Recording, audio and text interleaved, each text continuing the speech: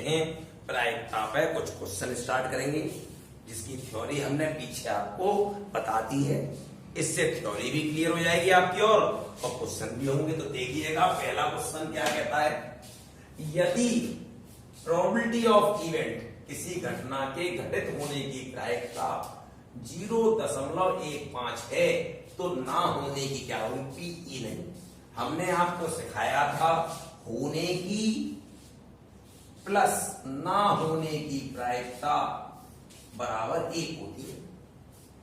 होने की 0.15 P dash ई बराबर 1, तो क्या हो गई, पी डैश ई 1 में से 0.15 घटा दो 0.85।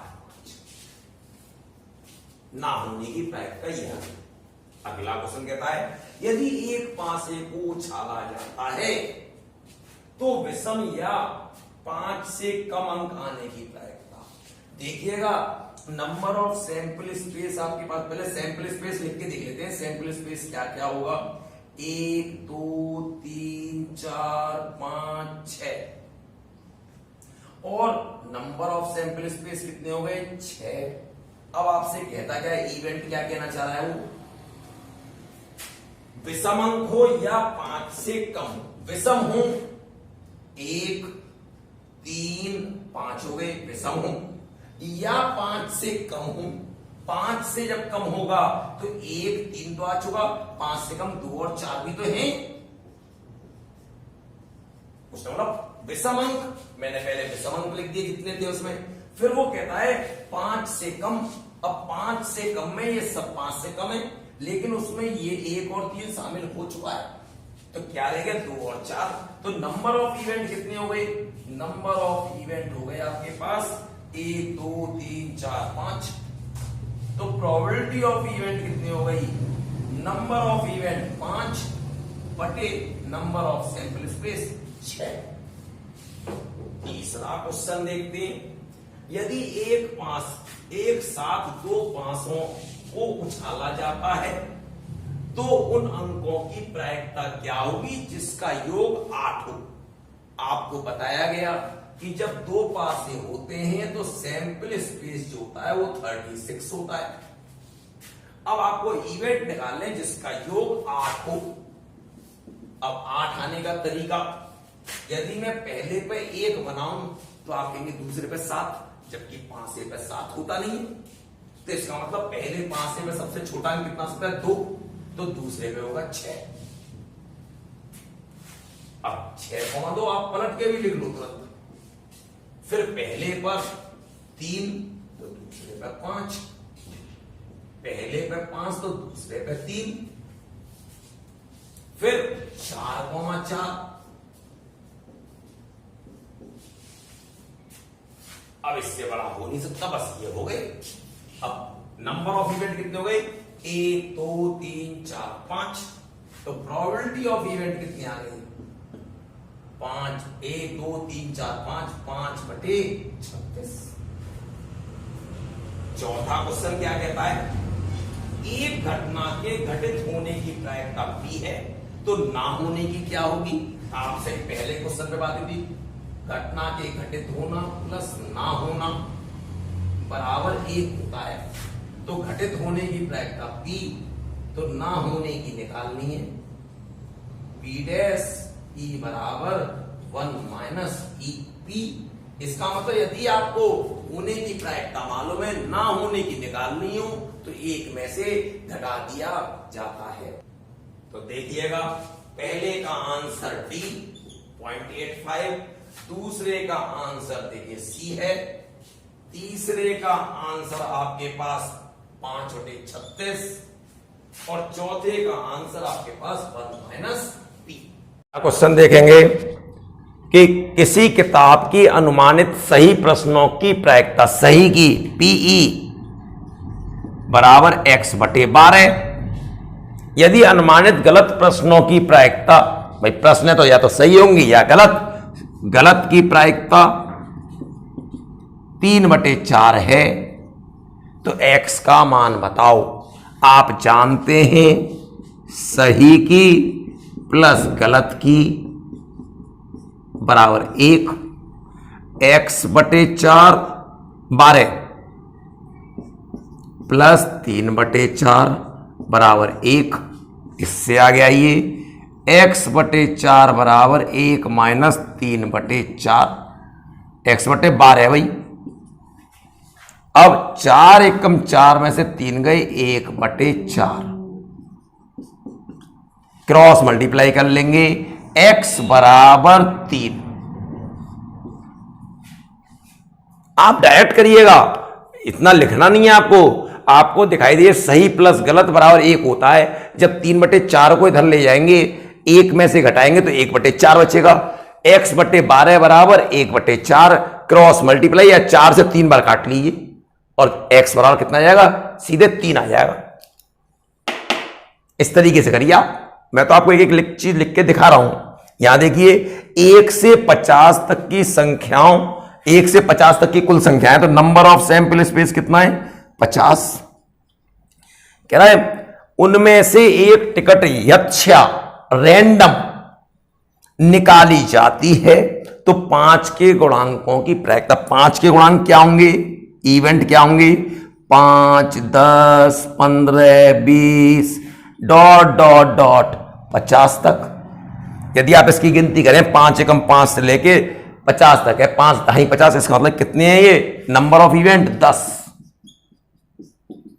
तो प्रोबेबिलिटी क्या आएगी of event, number of event upon number of sample space, 1/5। अगला क्वेश्चन देखते हैं। एक बैग में 5 काले, 7 लाल और 3 सफेद रंग के कंचे हैं। यच्छा एक कंचा निकाला जाता है, कुल कंचे कितने, नंबर ऑफ सैंपल स्पेस कितने हैं, 5 और 7 12 और 3 15। निकालने कौन से हैं, एक लाल रंग का, लाल रंग के कुल 7, तो नंबर ऑफ इवेंट 7। तो प्रोबेबिलिटी ऑफ इवेंट कितना हो गया, 7/15, number of event upon number of sample space. आप सब पे देखते आइए, इसका आंसर 3 आ चुका था, इसका आंसर 1/5 सी है, इसका आंसर 7/15 सी है। अगला इसका देखते हैं। यदि 2 अपक्षपातपूर्ण सिक्के एक साथ उछाले जाते हैं, मैंने इसका इंग्लिश में समझाया था, अनबाइस्ड, तो एक भी चित ना होने की प्रायिकता, एक भी चित ना हो मतलब क्या हूं, हेड ना हूं। तो जब 2 सिक्के उछालेंगे तो सैंपल स्पेस मैंने आपको बनाना सिखाया था, head head, head tail, tail head और टेल टेल।